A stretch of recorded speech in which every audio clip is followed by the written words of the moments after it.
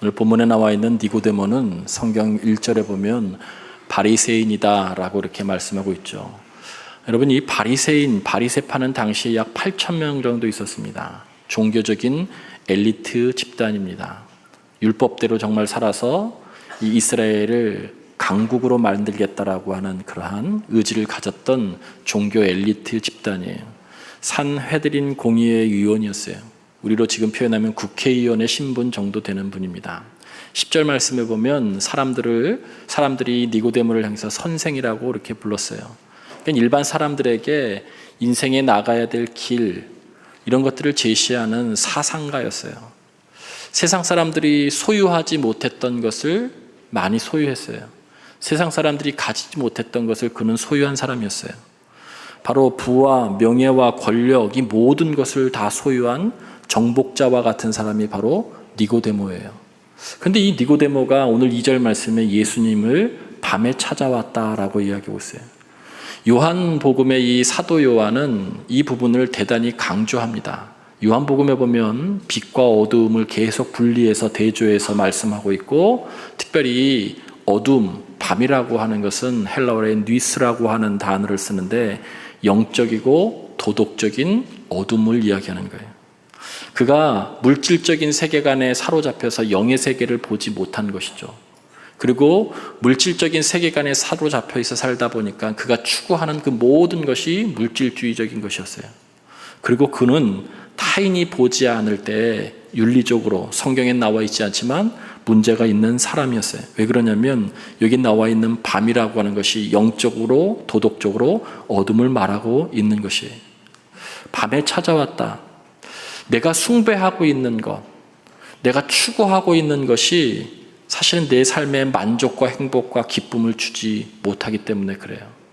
그래서 예수님을 찾아와서 지금 질문하고 있어요. 성경에는 어떤 질문을 했는지 나오지 않지만 예수님의 대답이 15절에 이 니고데모에게 이는 그를 믿는 자마다 영생을 얻게 하려 하심이니라 라고 하는 말씀으로 대답하시는 것을 보면 니고데모는 예수님께 이런 질문을 했을 거예요.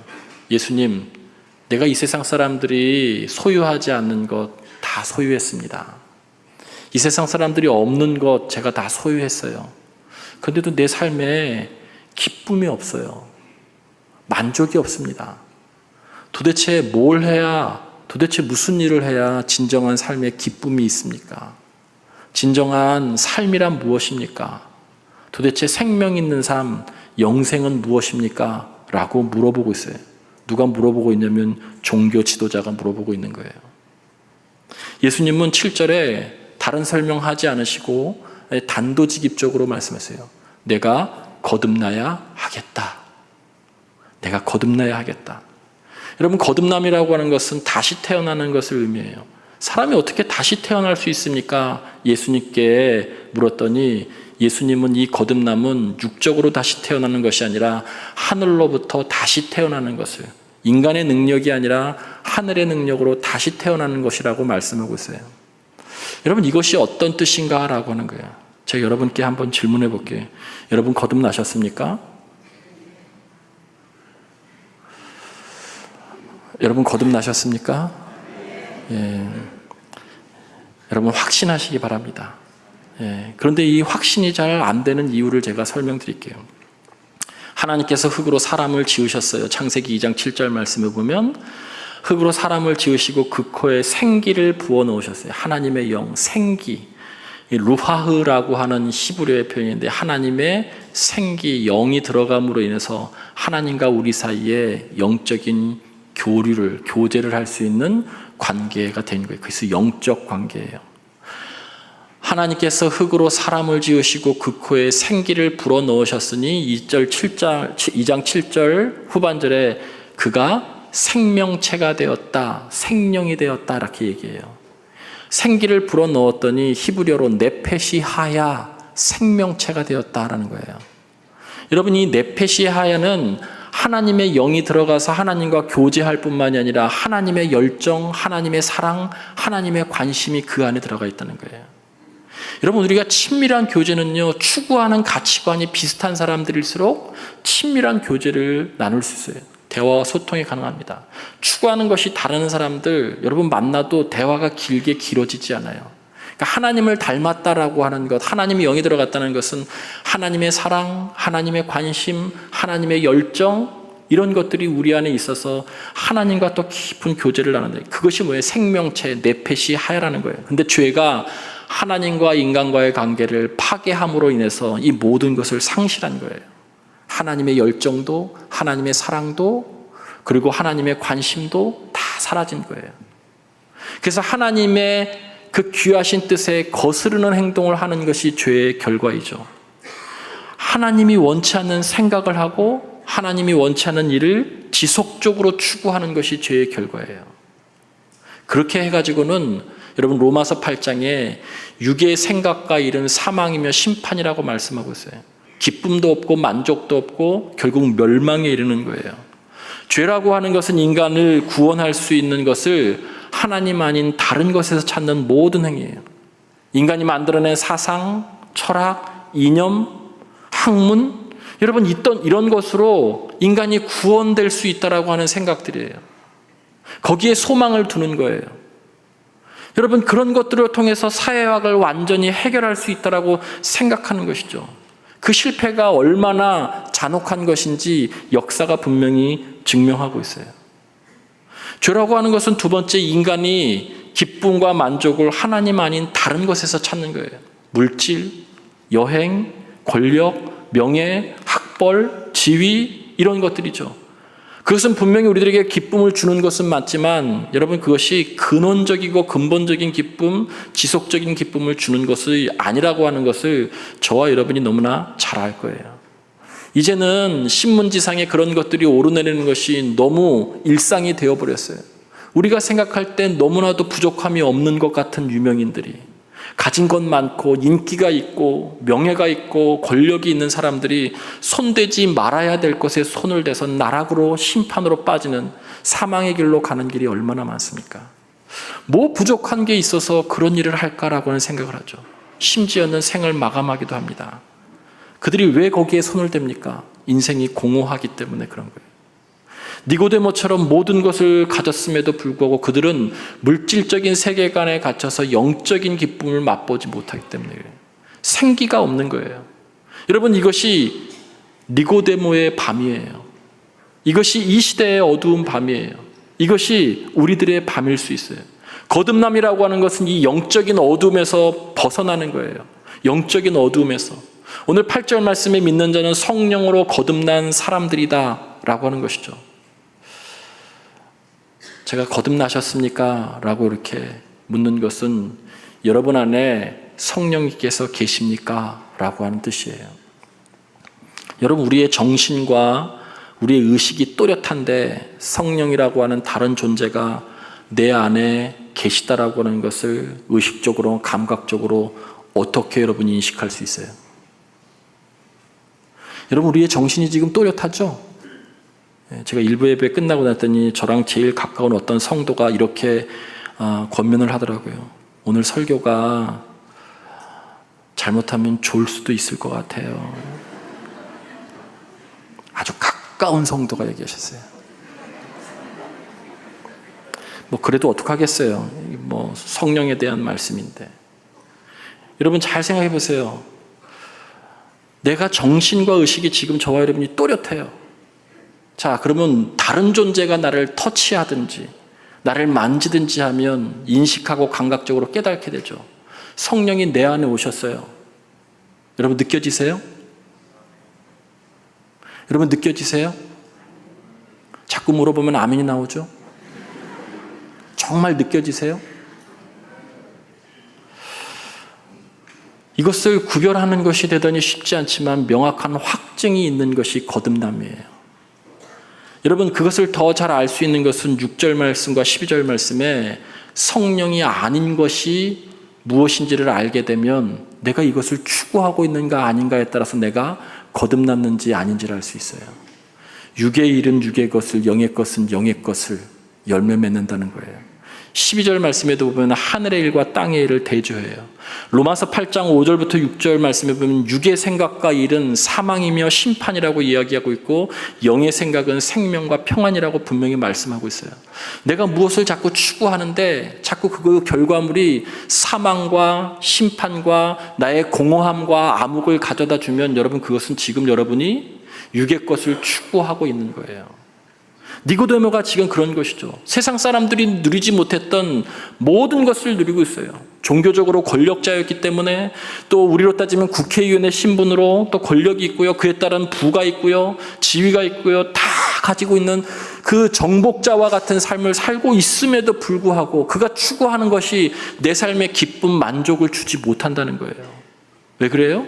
그게 육의 것을 추구했기 때문에 그렇다는 거예요. 육의 것을 추구했기 때문에. 육은 하나님을 거스리는 모든 생각과 일이에요. 세상적인 가치관을 추구하는 것이죠. 성령으로 거듭났다. 오늘 8절 말씀에 거듭난 사람들은 성령으로 난 사람이다라고 얘기할 때 이전에 추구했었던 그 모든 세상적인 가치관이 이제 내게 아무 소용이 없다라고 하는 절망을 선언하는 것이 거듭남의 첫 시작이에요. 오늘 찬양대가 가사에서 다 설명해 줬어요. 세상의 소망 버리고 주 앞에 나와 주의 사랑 안에 살 때 참 생명이 있다. 오늘 가사에 나왔어요. 세상의 소망을 버리고 주 앞에 나와서 주의 사랑 안에 살 때 참 생명이 있다. 다 벌써 설명했어요. 축도하고 오늘 사실 끝나면 돼요. 내가 그동안 추구해왔던 것, 숭배해왔던 것에 대해서 절망을 선언하는 거예요. 내가 그동안 추구했었던 것. 여러분, 우리 그리스도인들은 흔히 이야기할 때 강을 건넌 사람들이라고 얘기해요.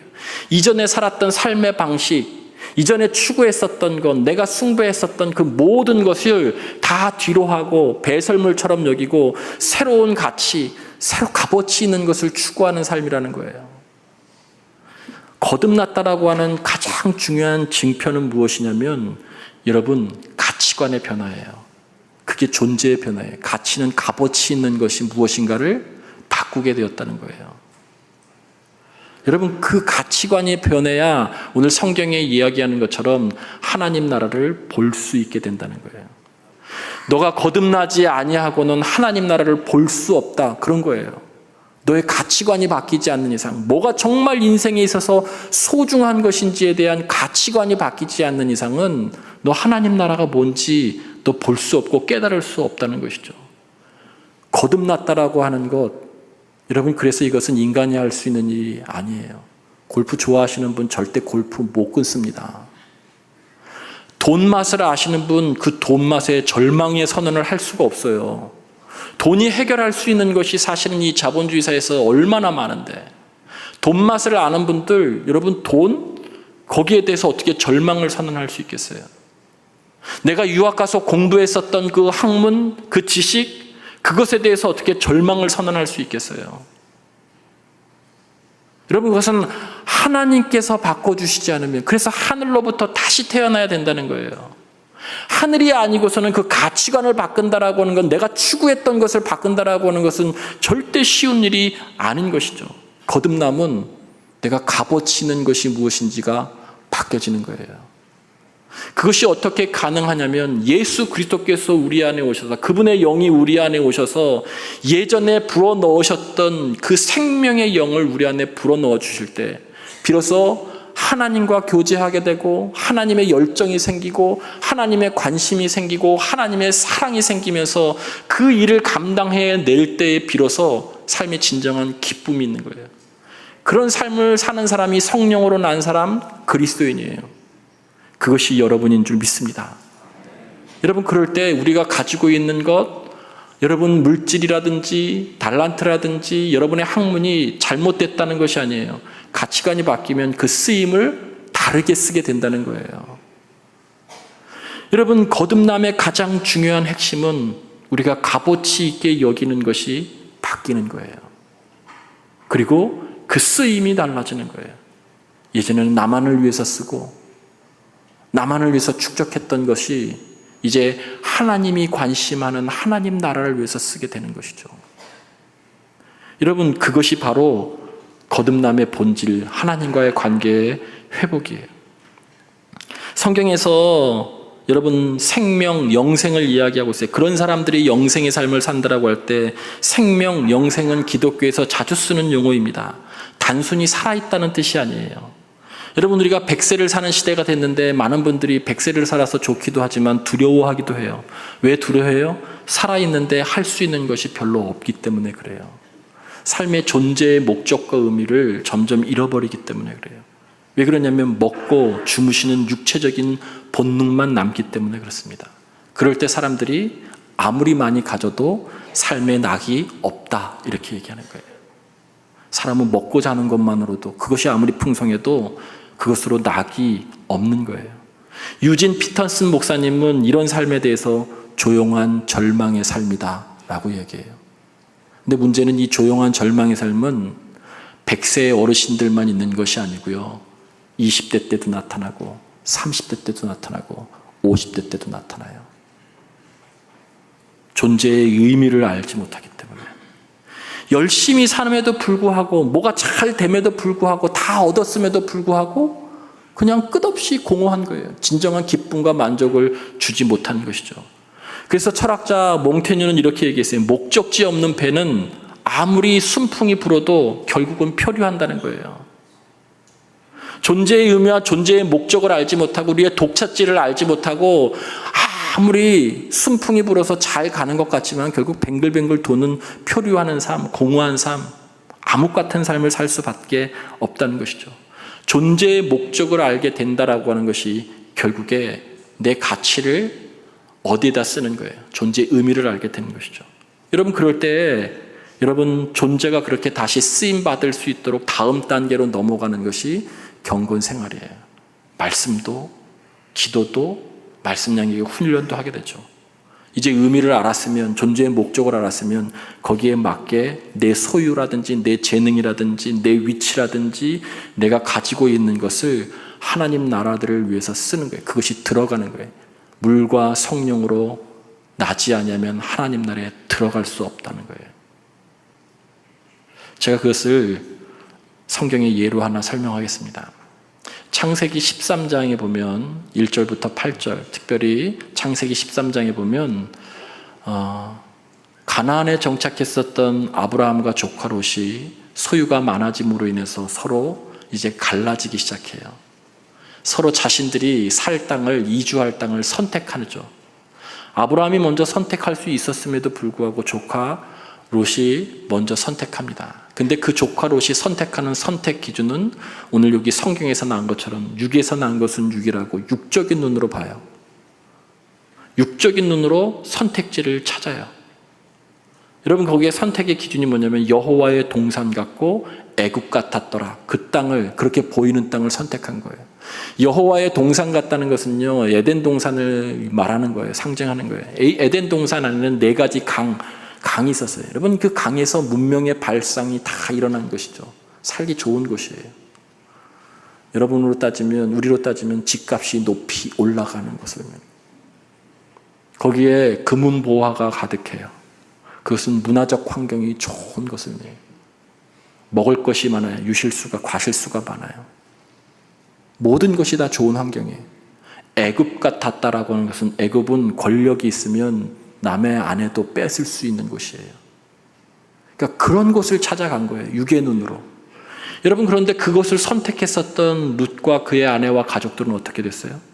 그 땅이 소돔과 고모라였기 때문에 불과 유황으로 멸망받을 수밖에 없었어요. 육으로 보고 육으로 선택한 것은 멸망과 심판인 거예요. 반대로 아브라함은 하나님께서 아브라함에게 얘기해요. 너 내가 눈을 들어 내가 보라고 하는 것을 봐라. 너 동서남북을 바라봐라. 그는 하나님이 보라고 하는 것을 봤어요. 하나님의 시야로 본 거예요. 동서남북. 하나님이 약속하셨어요. 너가 본 만큼 훗날에 너희 자손에게 이 땅을 주리라. 하나님 훗날에 가나안 땅 전체를 아브라함 후손에게 주었어요. 선택이라고 하는 것은요, 내 내면에 쌓인 가치관에 의해서 선택하는 거예요. 선택은 값어치 있는 것을 선택하는 것이거든요. 가치관, 이 성립된 그걸 가지고 여러분 보고 선택하는 거예요. 제가 성경에서 확인해 드리겠습니다. 성경 말씀 함께 보겠습니다. 창세기 12장 5절에 보면 아브라함이 마침내 가나안에 들어갔더라 라고 끝나요.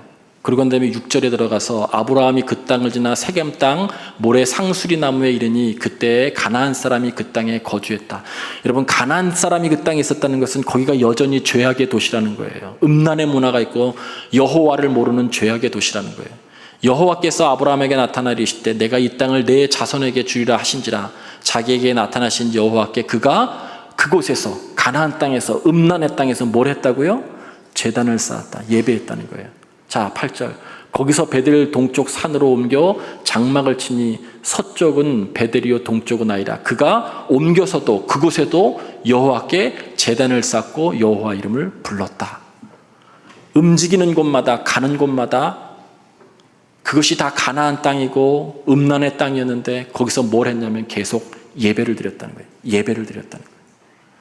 자, 그 다음 장에 롯과 헤어지면서 선택하기 전에 아브라함에게 아픈 과거가 있어요. 가나안에 기근이 찾아와서 애굽으로 그 기근을 피해서 내려가는데 애굽은 남의 여인도 권력이 있으면 뺏는 거예요. 그래서 자신의 아내를 누이라고 이야기하죠. 누이라고 이야기한 그 내용이 13장 1절부터 4절에 나와요. 거기서 큰 실패를 경험하고 난 다음에 4절에 실패를 경험하고 난 다음에 그가 돌아와서 했었던 것이 또 뭐냐? 여러분, 성경 4절 말씀, 13장 4절 말씀. 그가 처음으로 제단을 쌓은 곳이라. 돌아와서예요. 실패를 경험하고. 그가 또 거기서 뭘 했다는 거예요? 여호와 이름을 불렀다. 예배를 드렸다는 거예요. 예배에는 두 가지 기능이 있어요. 하나는 죄 씻음이에요. 죄 사함이에요.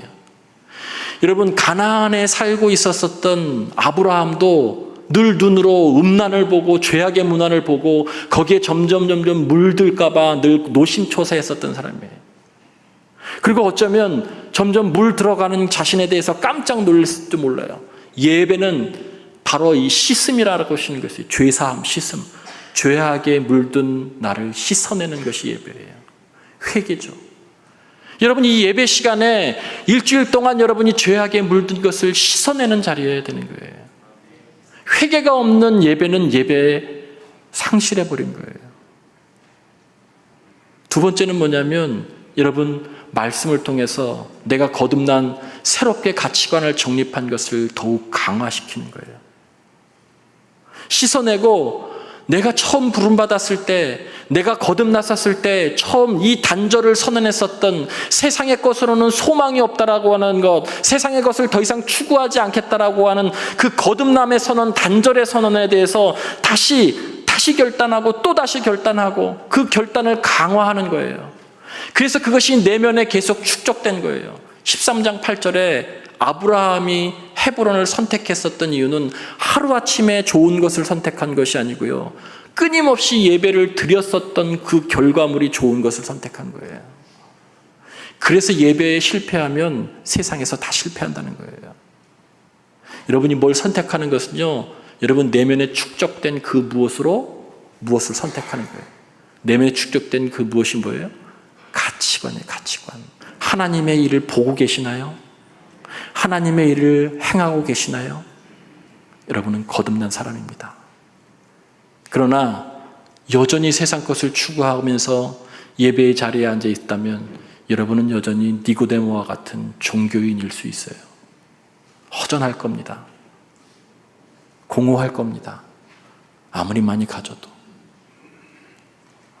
성령으로 난 사람은 거듭난 사람, 다시 태어난 사람, 존재의 방식이 바뀐 사람, 추구하는 가치가 바뀐 사람, 세상의 것으로는 소망이 없다고 절망을 선언한 사람들이에요.